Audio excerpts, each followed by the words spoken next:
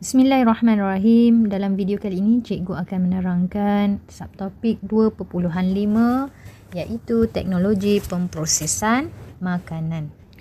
Menurut pakar nutrisi, makanan mentah yang segar adalah lebih baik untuk dimakan kerana makanan ini lebih sihat untuk badan. Walau bagaimanapun, bukan semua bahan makanan mentah boleh dimakan dalam keadaan segar. Oleh sebab itu, kebanyakan bahan makanan mentah diubah kepada bentuk lain melalui teknologi pemprosesan makanan. Makanan yang diproses tahan lebih lama, lebih enak, menarik dan mudah dicernakan. Ada 8 teknologi pemprosesan makanan. Yang pertama, memasak. Yang kedua, penapaian. Yang ketiga, pendehidratan ataupun pengeringan. Yang keempat, pempastiuran.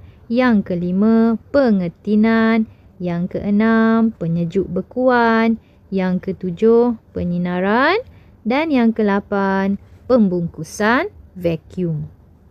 Teknologi pemprosesan yang pertama ialah memasak.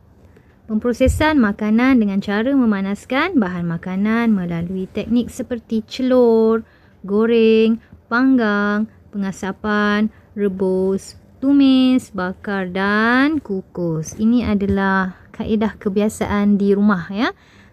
Memasak juga merupakan suatu teknologi pemprosesan makanan. Contoh produk makanan yang diproses melalui kaedah memasak ialah kari ayam, ikan goreng, ayam panggang, nasi, sayur-sayuran dan kuih muih. Teknologi pemprosesan makanan yang kedua ialah penapaian. Proses penguraian bahan kompleks kepada bahan yang lebih ringkas melalui tindakan bakteria, yeast atau mikroorganisma berfaedah yang lain. Contohnya penapaian glukosa melalui tindakan yeast yang digunakan dalam pembuatan roti. Baiklah, ini merupakan persamaan perkataan bagi proses penapaian. Ya, glukosa bertindak balas dengan yeast akan menghasilkan etanol dan juga karbon dioksida. Contoh produk makanan yang diproses melalui penapaian ialah kicap, kimchi, tempe, yogurt dan juga tapai. Teknologi pemprosesan makanan yang ketiga ialah pendehidratan ataupun dipanggil pengeringan. Air disingkirkan daripada makanan melalui pendehidratan atau penyejatan dengan menjemur di bawah cahaya matahari, mengeringkan dengan nyalaan api atau asap dan mengeringkan di dalam ketuhar. Contoh produk makanan yang diproses melalui pendehidratan atau pengeringan ialah udang kering, sotong kering, ikan kering, buah-buahan kering, bijirin, cendawan dan susu tepung. Ini adalah proses penyingkiran air daripada makanan.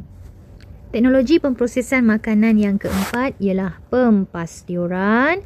Cecair dipanaskan pada suhu di bawah takat didih cecair untuk membunuh patogen dan kemudiannya disejukkan dengan segera. Contohnya, susu segar dipanaskan pada suhu 63 darjah Celsius selama 30 minit atau pada suhu 72 darjah Celsius selama 15 saat dan kemudiannya disejukkan serta-merta. Jadi untuk kaedah pempastiuran, cikgu ada satu formula yang cikgu nak kamu ingat, iaitu 63307215 dan sejuk segera. Okey, apa maksudnya ni? Ini kaedah pertama, ini kaedah yang kedua. Maksudnya pempastiuran ada dua kaedah, 63307215 dan disejukkan segera. Okey, tengok macam mana cara cikgu apply formula ini. Ingat ya formula ni. Makanan dipanaskan pada suhu 63 darjah Celsius selama 30 minit dan disejukkan segera. Ataupun satu kaedah lagi yang boleh digunakan, makanan dipanaskan pada suhu 72 selama 15 saat dan disejukkan segera. Jadi cikgu nak kamu ingat formula ini. Cikgu ulang semula, 63307215 tambah sejuk segera. Contoh makanan yang diproses melalui pempastiuran ialah susu, produk tenusu dan jus buah-buahan. Okey. Teknologi pemprosesan makanan yang kelima ialah pengetinan. Makanan disimpan dalam tin yang telah disteril dan dipanaskan pada suhu tinggi melebihi 115 darjah Celsius di bawah tekanan tinggi untuk membunuh mikroorganisma dan sporanya. Udara di dalam tin yang mengandungi makanan yang disterilkan itu dikeluarkan sebelum dipaterikan. Tin ini kemudiannya dipanaskan semula untuk membunuh sebarang mikroorganisma yang masih ada sebelum disejukkan dengan cepatnya. Baiklah, sebagai contoh, ini makanan yang telah diletakkan dalam tin. Langkah yang pertama, makanan ini akan disteril dahulu. Ya, pada suhu 121 iaitu melebihi 115 pada tekanan tinggi ya, untuk membunuh mikroorganisma dan sporanya. Langkah yang kedua, udara dalam tin ni dikeluarkan. Ya, udara di dalam tin dikeluarkan kemudian dipateri. Dipateri itu maksudnya tutup, cover semua ni, dipateri dengan tin juga, di cover, dipateri. Lepas itu tin ini akan dipanaskan semula untuk membunuh sebarang mikroorganisma yang masih ada. Tu nombor 3 ya. Panas semula. Dan kemudian yang keempat, disejukkan dengan cepatnya. Jadi ada 4 step lah untuk pengetinan. Cikgu ulang semula. Makanan masuk dalam tin, dipanaskan pada suhu 121 untuk membunuh mikroorganisma ataupun kita panggil disteril. Langkah yang kedua, udara dalam tin tadi dikeluarkan sebelum dipateri. Dah keluarkan udara baru pateri. Dan yang ketiga, kita panaskan semula tin tersebut untuk membunuh sebarang mikroorganisma yang masih ada. Dan yang keempat, disejukkan dengan cepatnya. Contoh produk makanan yang diproses melalui pengetinan ialah daging, sup, kacang, ikan, buah-buahan, sos dan susu di dalam tin. Teknologi pemprosesan makanan yang keenam ialah penyejuk bekuan. Makanan disimpan pada suhu 0 darjah Celsius atau lebih rendah. Contoh -3, -10 supaya dapat tahan lebih lama. Contohnya daging disejuk bekukan pada suhu antara -18 darjah Celsius hingga -24 darjah Celsius. Kalau kat rumah kita ni, bahagian yang di atas itu adalah bahagian sejuk beku. Pada suhu yang kurang daripada -18, tindakan enzim terhenti, pertumbuhan dan pembiakan mikroorganisma terencat. Jadi inilah yang akan menjadikan makanan kita dapat tahan lebih lama. Contoh produk makanan yang diproses melalui penyejuk bekuan ialah makanan laut, daging, ayam dan ikan. Teknologi pemprosesan makanan yang ketujuh ialah penyinaran. Makanan didedahkan pada sinaran mengayon seperti sinar gamma, sinar ultra ungu dan sinar X untuk membunuh mikroorganisma seperti Salmonella species dan Campylobacter species dalam daging mentah dan serangga seperti kutu dalam beras yang boleh merosakkan makanan berkenaan.